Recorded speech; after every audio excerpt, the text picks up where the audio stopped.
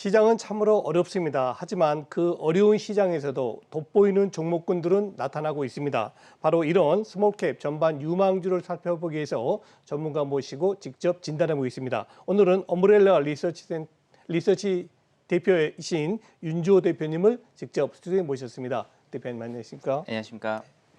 시장이 워낙 안 좋다 보니까 네. 저도 참 좀 긴장이 되고 있는데요.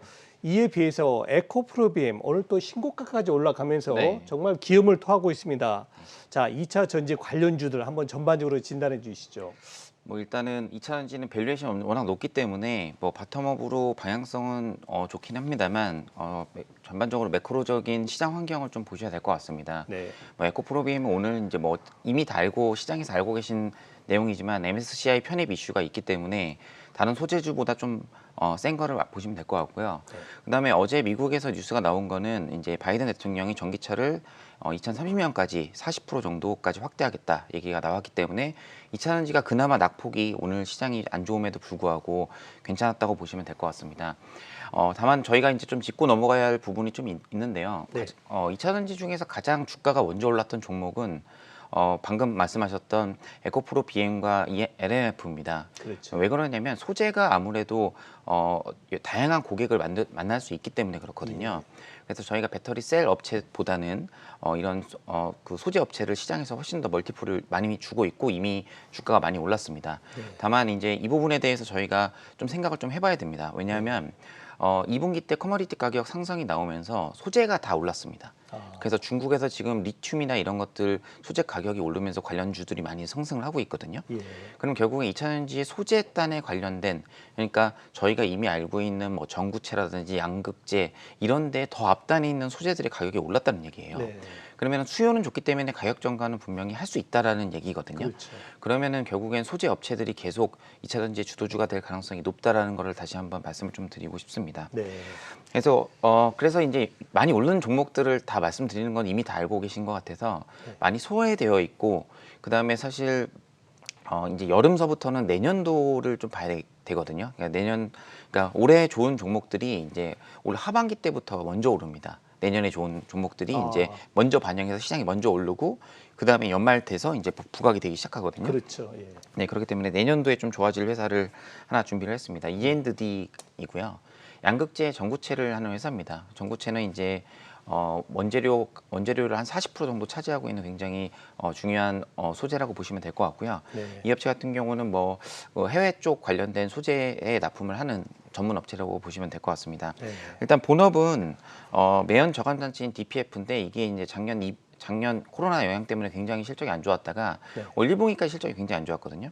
그래서 2분기부터는 턴어라운드가 좀 되기 때문에 아마 주가는 올 하반기부터 서서히 올라갈 거라고 생각이 좀 들고 있습니다. 네. 그리고 다른 2차 전지들이 많이 올랐음에도 불구하고 좀 덜 올랐습니다. 바닥 대비. 그래서 이 회사는 이제 가장 큰 포인트는 결국에 전극재 캐파 증설이 이제 1,000톤에서 내년도 이제 4,000톤 올해 말까지 4,000톤으로 이제 확장한다는 거. 예. 요거에 대한 본격적인 매출은 내년도에 한 700억 정도 나올 수 있다라는 게 이제 핵심 포인트입니다. 올해는 연간 매출이 한 1,000억 정도 나오니까 매출이 내년도 되면은 수요가 빠지지 않는 이상은 1,700억 정도 나오기 때문에 네. 어느 정도 방향성이 있다. 그래서 이제 좀 바닥권에서는 좀 계속 모아볼 만하다 이렇게 말씀을 좀 드리고 있습니다. 네. 윤주호 대표께서 E&D를 얘기해서 제가 얼른 차트를 봤더니요. 금년 고점은 44,000원이었습니다. 금년 2월 달이고요. 저점이 바로 지난달 6월 달에 나온 것입니다. 약 27,000원대 있다가 지금 현재 34,000원이니까 물론 전혀 안 올랐다고 볼 수는 없겠지만은 에코프로비엠이나 지금 시장의 대장주인 2차 전지주에 비한다면 대표님 말씀대로 상당히 상승폭이 적었다 이렇게 보면 되겠네요. 네. 네. 자, 다음엔 또 시각을 바꿔서 2차 델타 바이러스 이게 굉장히 지금 확장이 크게 되고 있어요. 일본 도쿄 올림픽 중에도 매일 10,000명 이상이 됐다는 소식 저도 깜짝 놀랐는데요. 네. 그럼에도 불구하고 지금 상반기에 계속 소외됐던 업종 제약바이오 아닙니까? 그럼 과연 이번에 그 확장되는 델타 바이러스가 어떤 모멘텀이 될까요? 일단은 델타 바이러스 영향부터 좀 생각을 좀 해보시면요. 네. 예전에는 이제 리오프닝 관련주들이 한국에서 꼭 이럴 때 사가지고 이제 델타 바이러스 사그라들었다 하면은 파는 전략이 굉장히 유효한 전략이었습니다. 그랬죠. 예, 예. 근데 지금은 움직이질 않고 있어요. 네. 뭐 그게 첫 번째로는 뭐 실적 때문일 수도 있겠지만 네. 전반적인 큰 그 그림을 보시면은 일단은 선진국과 이제 유럽과 그다음에 한국 이렇게 비교를 해보겠습니다. 선진국은 아시는 것처럼 백신이 굉장히 많이 보급이 되어 있고 오히려 남은 백신을 맞으면 돈을 주겠다 이런 식으로 많이 남아 있는 상황이거든요. 네. 근데 유럽하고 그다음에 한국이나 이런 데를 보면 아직도 한국은 백신 접종률이 선진국을 따라가지 못하고 있습니다. 그렇죠. 그렇기 때문에 지금 주가를 보시면 미국의 펀더멘탈이 가장 좋은데도 백신 보급이 잘 돼 있기 때문에 델타 변이 바이러스가 늘어남에도 불구하고 주가는 계속 견조한 모습을 보이고 있고요. 네. 오히려 지금 저희는 한국 시장과 이제 유럽과 미국만 보고 있지만 네. 다른 말레이시아나 인도네시아, 동남아시아들은 지금 백신 관련돼서 굉장히 어려움을 많이 겪고 있습니다. 예. 그래서 결국 이러한 내용들이 결국엔 주가의 어떤 외국인들에게는 한국에 대한 증시의 매력도가 계속 떨어지기 때문에 지금 증시를 버티고 있었던 건 다 개인들의 순매수였거든요. 네. 그래서 이제 개인 투자분들이 보실 때 이거는 진짜 리스크가 있으니까 난 좀 사기 싫어 이런 구간이 지금부터 좀 시작이 된 느낌이거든요. 예. 그렇기 때문에 어떤 추가적인 매수나 이런 거는 좀 자제를 하고 관망을 좀 하시는 게 좋을 것 같습니다. 네, 그렇군요. 자, 이제 뭐 오늘로서 사실상 코스피의 큰 주식들이 실적 발표 거의 마무리됐다고 봐야 되겠습니다. 말 그대로 전부 어닝 서프라이즈입니다. 이제 다음 주부터는 코스닥 기업들이 속속 발표할 건데요. 우리가 관심 가져야 될 종목군은 뭐가 있을까요? 일단 업종보다는 저는 개별 종목장이라고 생각을 하고 있습니다. 뭐 네. 미국도 마찬가지입니다. 미국도 어떻게 보면은 개별 섹터가 움직이는 것 같지만 보시면은 특정 종목만 세게 오르거든요. 그렇죠. 그래서 한국 같은 경우도 개별 실적 모멘텀이라고 보시면 될 것 같고요. 그래서 2분기 실적 좋은 거는 뭐 코스피, 코스닥 할 거 없이 좀 준비를 해봤습니다. 이제 시장에서 많이 관심이 없었던 종목이죠. KCC가 이제 건자재 관련주로 이제 분류가 되어 있는데 예. 자회사 모멘티브가 있습니다. 뭐 모멘티브의 지분을 이제 원익 QNC가 10% 갖고 있고 그 KCC가 40% 갖고 있거든요. 근데 작년에 실적이 엄청 깨졌습니다. 이것 때문에. 예. 그래서 올해는 오히려 이게 회복되면서 실적 서프라이즈가 날 가능성이 높아서 네. 최근에 이제 기관 순매수가 들어오는 모습이라고 보시면 될 것 같고요. 그다음에 제가 최근에 미팅했었던 기업들 중에 이제 TSE, 그다음 ISC처럼 반도체 후공정 업체들이 있습니다. 네. 제가 2분기 실적이 굉장히 안 좋을 거라고 생각했죠. 왜냐하면 저희가 오스틴이나 이런 데 가동률이 빠졌기 때문에 예. 오스틴이 멈춰 있지 않았습니까? 4월 달까지. 그랬었죠. 그래서 5월, 6월 가동이니까 당연히 한 달치가 날아갔을 거라고 생각을 했는데 미팅을 해보니까 5월, 6월에 정상 복구되는 걸 감안해서 오히려 테스트 소켓이나 이런 것들을 많이 땡긴 모습입니다. 아, 그래요? 그래서 2분기 실적이 뭐 3분기 걸 조금 가져오는 느낌이긴 하지만 예. 그래도 실적이 괜찮기 때문에 최근에 보시면 TSE나 ISC의 주가가 굉장히 좋다라는 걸 보실 수 있을 것 같고요. 그다음에 음식료 기업들은 보통 8월 중순에 실적이 나옵니다. 그렇죠. 네, 그래서 CJ 프레시웨이나 이제 신세계푸드 제가 미팅을 했었는데 작년 대비해서 이제 원가 구조 개선을 굉장히 많이 진행을 하고 있습니다. 예. 그래서 이제 작년에 원래 코로나 때문에 많이 깨진 것 대비해서 올해 좋아지는 그림이기 때문에 네. 두 종목 다 2분기 때 실적이 서프라이즈가 날 거라고 저는 생각을 하고 있습니다. 네, 그렇군요. 네. 뭐 지금 장세는 크게 약세를 보이고 있습니다만 종목은 굉장히 빠르게 움직이고 있습니다. 말 그대로 순환매인데 이것이 앞으로도 계속 나타날지 만일 이런 장세가 지속된다면은 우리 투자자들 어떤 투자 전략 가져야 됩니까? 일단 바이오 아까 말씀하셨는데 제가 이제 여기서 말씀드리려고 기다렸습니다. 일단 뭐 미국 주식의 영향을 좀 많이 받는 모습이에요. 키워드도 마찬가지고. 그렇죠. 그래서 미국에서 뭐 화이자가 공공 백신 준비하고 있다라고 얘기만 해도 예. 한국과 관련 없는 업체들 아니면 한국에서 그런 뉴스가 나온 업체들의 매기가 몰리는 모습이거든요. 네. 예를 들어서 뭐 삼천당 제약도 뭐 중국과의 경구용 백신 얘기가 나오고 있고 한국 BNC 같은 경우도 어제 상한가를 갔다가 지금 빠지는 모습이지만 예.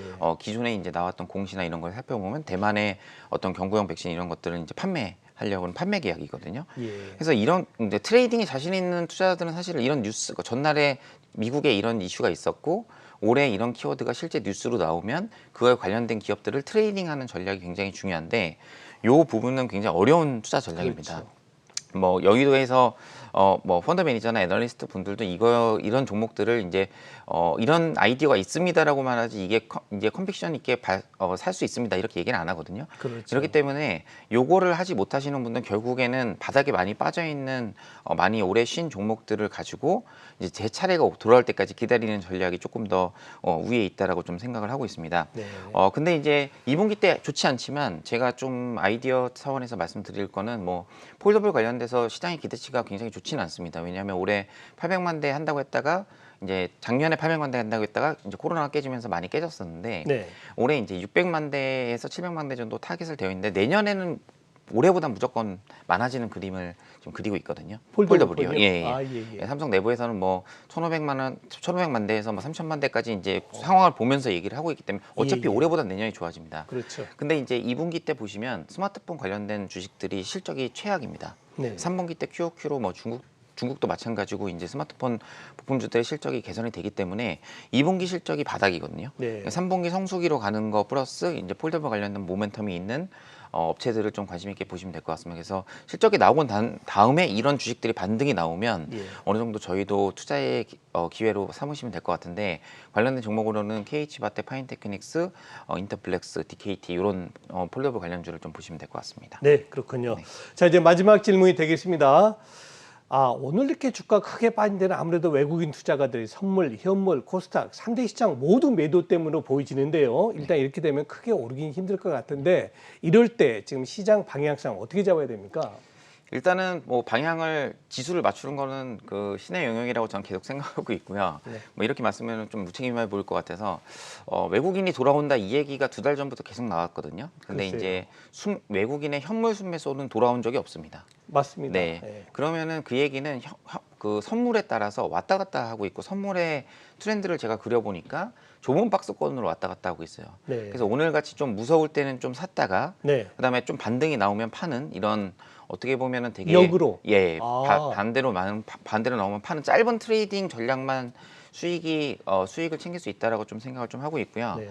그다음에 FOMC 이후로 8월에는 큰 뭐 모멘텀이 없습니다. 뭐 잭슨홀 같은 경우에도 뭐 거기서 금리를 바꿀 수 있는 건 아니기 때문에 네.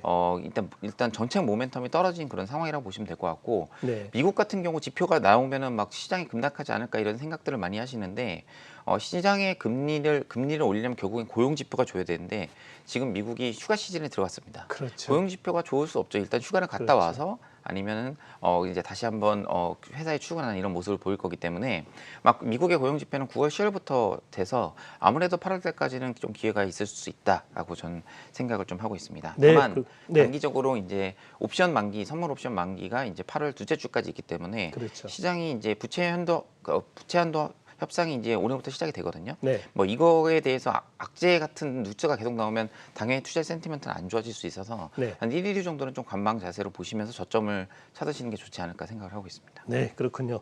정말 종목부터 시작해서 시장 진단까지 굉장히 철저하고 꼼꼼하게 말씀을 해주셨습니다. 지금까지 엄브렐러 리서치의 윤주호 대표이셨습니다. 대표님 감사합니다. 감사합니다.